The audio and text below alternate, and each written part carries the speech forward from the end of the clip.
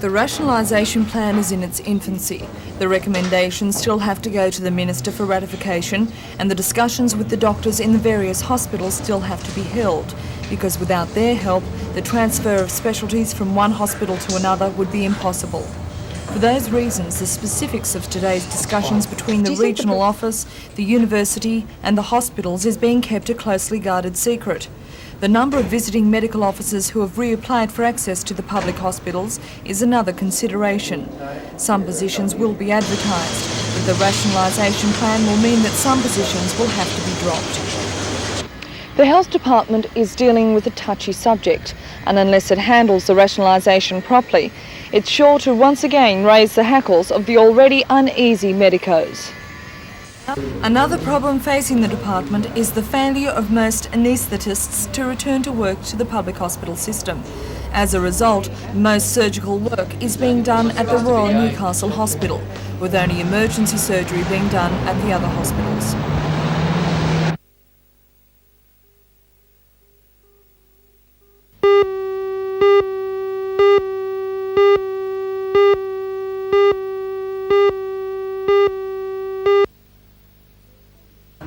The report is significant because for the first time it enables comparisons to be made with national drug death rates. Team leader at the Hunter Drug Advisory Service and author of the report, Raoul Walsh, says his study has brought to light some alarming trends.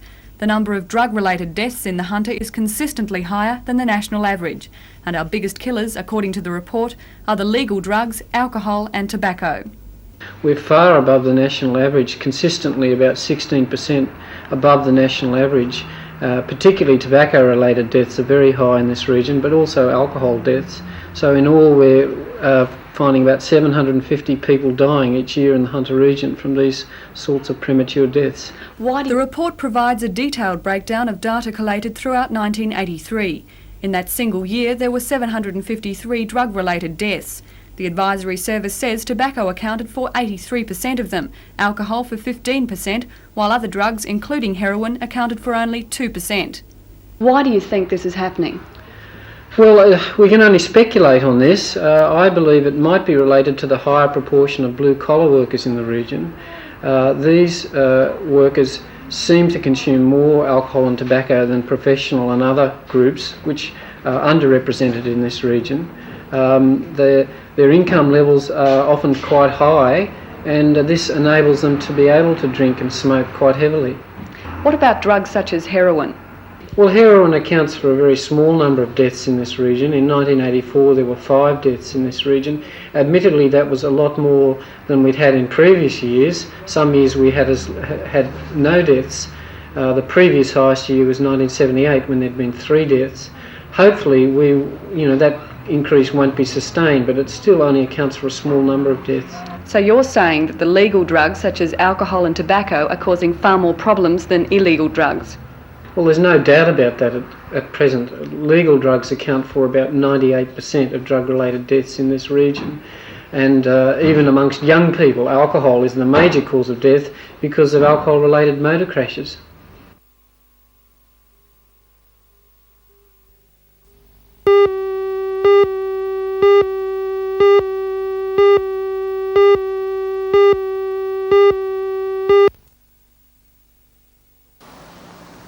The multi-purpose area is part of a new $2.8 million complex, which also includes a welding workshop and extra staff rooms.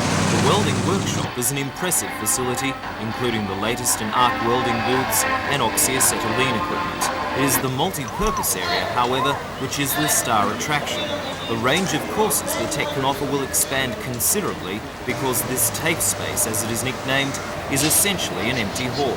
All the teaching equipment, from courses as varied as automotive trades and typewriting, is simply rolled in on pallets. The first courses to be taught will be for the disabled, and pre-apprentice tradesmen are hard at work, building special furniture for the handicapped students. This is the first workshop of its kind in the Hunter, and one of only 3 in the state. Belmont Tech is keen to prove that the concept will work, and is open to suggestions from employers and the public about what new courses the workshop will be used for. With the flexibility of the multi-purpose workshop, Theoretically, we hope to be able to teach a particular skill this term and maybe change the configurations around to teach a different skill next term. Total flexibility is the important thing.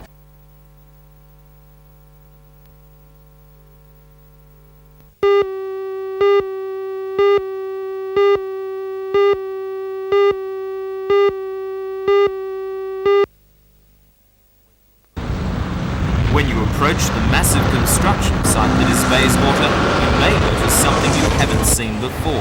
A steady waft of steam from one of the 4 massive cooling towers. It's the only outside proof, in fact, that after 5 busy years of construction, Bayswater is finally pumping electricity into the state power grid. The first 660 megawatt generator unit was synchronised last Wednesday, and the other 3 will come online at 6-month intervals. It's taken 2,100 construction workers to create this at a final cost of $2.1 billion.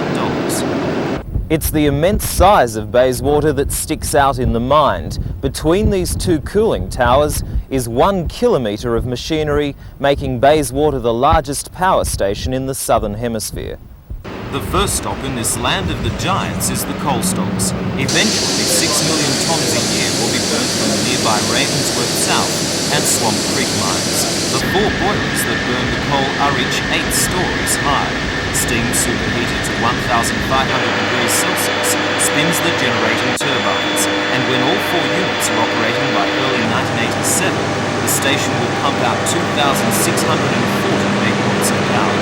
At the moment, the first unit is generating half power, but by next week it will be at full strength. The operation produces very little pollution, thanks to the sophisticated dust filtration plant. The water is cooled naturally by towers and recycled. As it falls like rain from grapes, cooling air is sucked through by the Venturi effect of the tower's hyperbolic shape, and steam emerges from the top. When Bayswater is complete, it will not only be our largest power station, equal in size to Eraring, it will also be our most efficient. Only 600 staff will run the station and keep us all warm.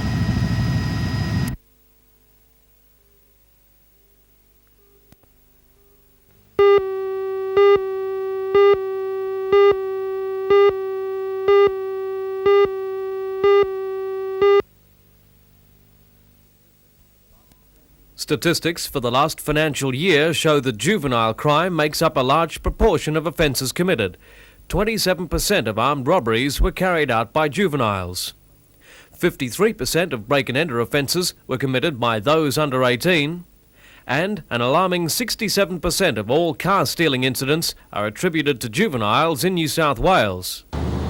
The proposed changes to the Child Welfare Act are designed to keep young criminals out of the courts and out of penal institutions. The new system gives police 3 ways of dealing with juvenile offenders. The first is a simple caution, where the offender's name is not officially recorded and no further action is taken. The second is to caution the offender, but keep a record. And police will still have the option of formally charging the offender if they think the circumstances deserve such action. However, instead of being held in custody, the offenders would be released and summoned to appear in a children's court sometime later. This week, local police were briefed on what the new system will mean. Many interpret it as being asked to go soft on juvenile offenders. The New South Wales Police Association is very concerned. What we're doing, we're making the constable, the law enforcement officer, the judge and jury, and probably even the jailer. He's going to be asked to do it all. And as we see it at the moment, that a car can be taken, illegally used, and probably even damaged during the course of the situation, and the constable will be required to caution that particular person. Where the victim goes, we're not quite sure. There's further concern that these changes come at the same time as reforms in penal institutions for juveniles.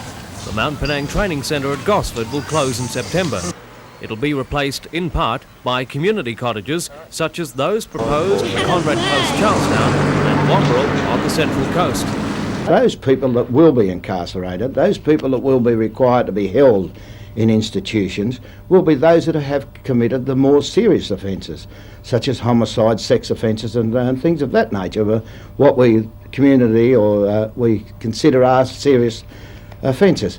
So they will be going to those institutions. We are instructed, of course, they will keep one institution open for what they describe as the incorrigible rogue. Well, it's very frightening, isn't it? It's not just a concern to us. I think it will be a concern to all of the people in New South Wales to think that the government is even contemplating this move is really, really terrifying.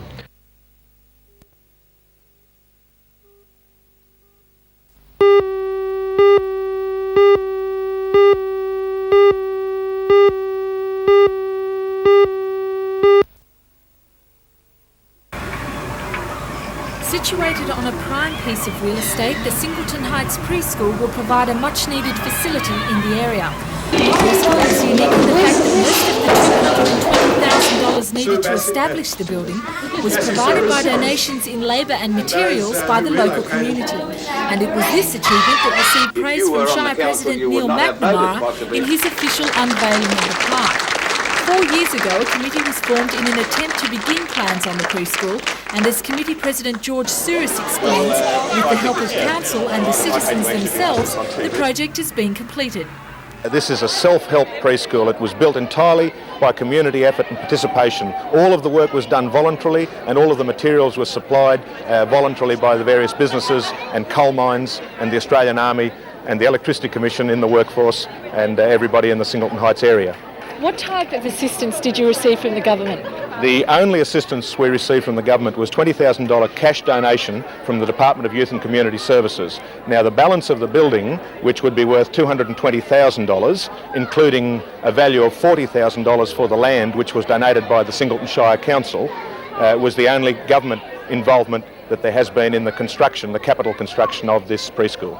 Was there a need for such a facility in the town? Oh yes, very much so. The only preschooling that was available in Singleton was a 3-unit preschool in York Street, which catered for up to 120 children. This preschool now caters for a further 80 children, and so 200 in Singleton are catered for. And I think from the numbers and the way this preschool filled up so quickly from when we occupied it in April of this year, I would imagine that perhaps another 2 units would be needed somewhere else.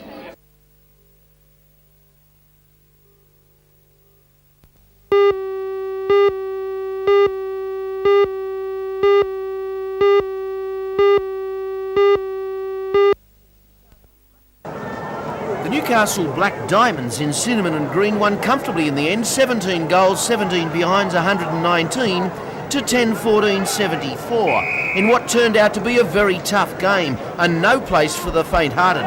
The Coast outfit soon worked out they were outgunned on talent and the match became very physical. So much so that Newcastle ran out of reserves and had injured players still on the park but playing strongly. Best player was Warners Bay Rover Russell Macy, with Williamtown fullback Peter White and ruckman Darryl Isaacs also prominent. The country title this year has created unprecedented interest and builds in prestige as the years go by.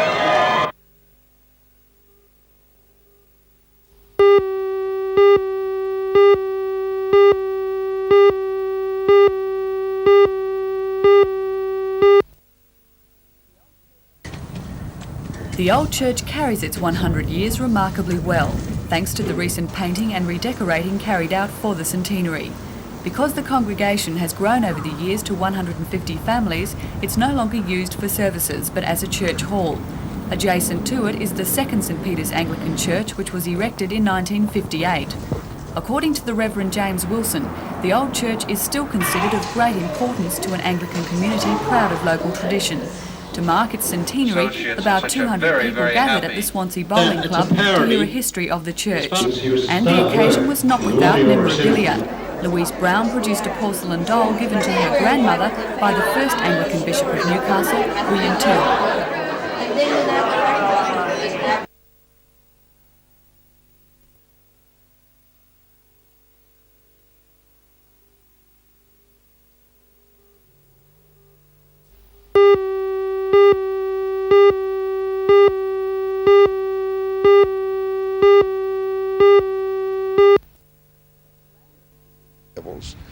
Graham Pizzi is consultant to the Coolard Nature Reserve in Victoria and author of the book A Field Guide to the Birds of Australia.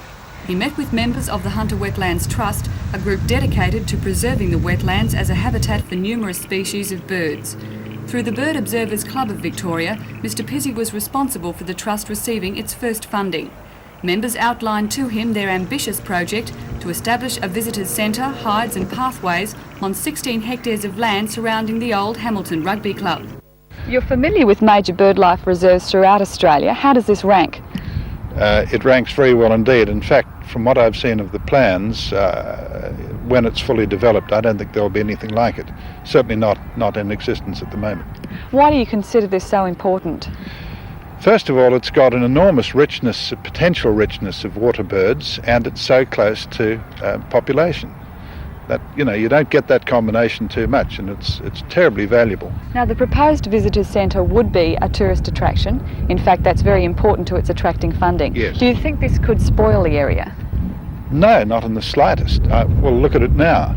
I think, if I may say so, as a visitor from the south where we've done similar things, it's already been spoiled to a large degree, and this is going to unspoil it. This is going to turn it into a lovely, beautiful, rich habitat.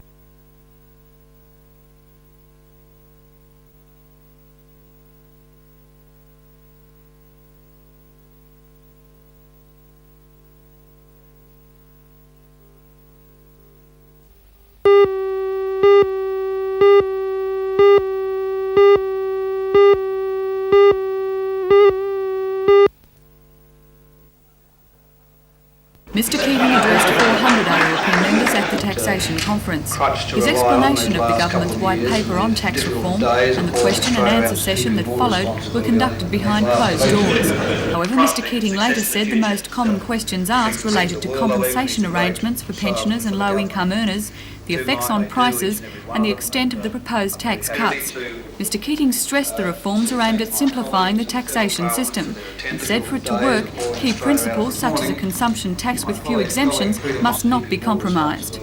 We want to keep this a simple, exemption-free tax and deal with the problems under the payments arrangement. Very easy for the Commonwealth to increase checks to pensioners or beneficiaries or by increasing the tax-free threshold for the workforce. It's much easier to do that than to have a complex administrative tax, and that's why we wouldn't be prepared to introduce what is would be essentially then a bad tax. We're not saying that we're opposed to all exemptions. We're exempting education, we're exempting gambling, we're exempting financial services.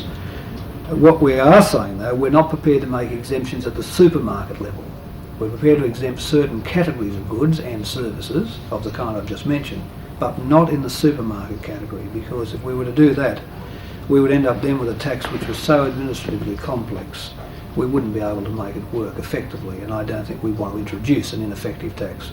Mr Keating said he believed Newcastle, as a heavy industries region, would benefit under his proposed taxation system. A city like Newcastle is suffering now under the sales tax system because it's a very discriminate tax on the product of a city of this kind. If it all falls to 12.5%, the 32.5 goes down to 12.5, the 20 goes down to 12.5, and some prices rise, that neutrality will mean that centres like this are much more competitive than they have been.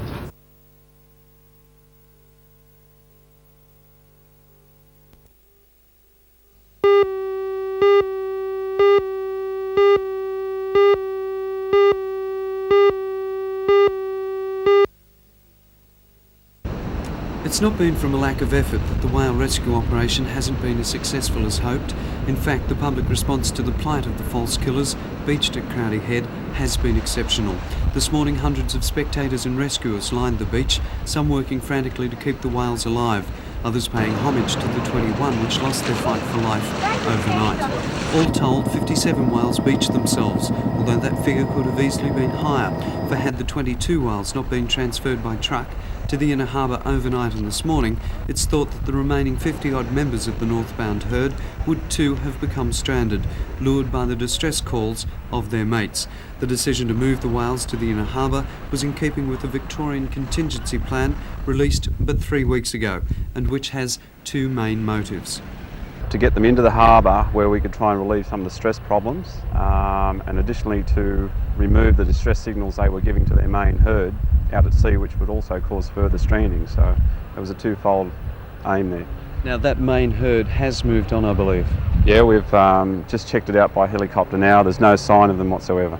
Spirits were raised last night when 5 whales were successfully returned to the sea from the harbour. They were dashed this morning, however, only minutes after a group of 15 whales were herded out by a pair of boats. Well-known marine scientist and curator of the Coffs Harbour Pet Porpoise Pool, Greg Pickering, was helping supervise the operation when the whales became disorientated. He said nothing could be done to prevent the second beaching. Well, they were very exhausted when they got out. They got confused. They were milling around out there in the bay. And then one lone whale struck out and started heading for the beach. He was leading them. Although we tried to turn him and head him out to sea, he kept on going back again.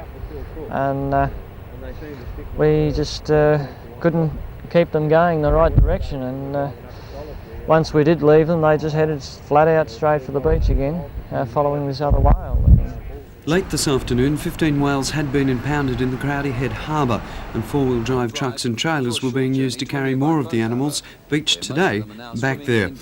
The harbour will be closed off tonight, so the whales may hopefully reorientate themselves. Tomorrow morning, the rescuers plan to tow the largest of the whales well to sea, hoping the others may follow it. Scientists carrying out autopsies on the dead mammals and patrolling the beaches north and south of Crowdy Head say that in many ways the operation had been very successful, enabling them to better understand the problems of mass whale beachings.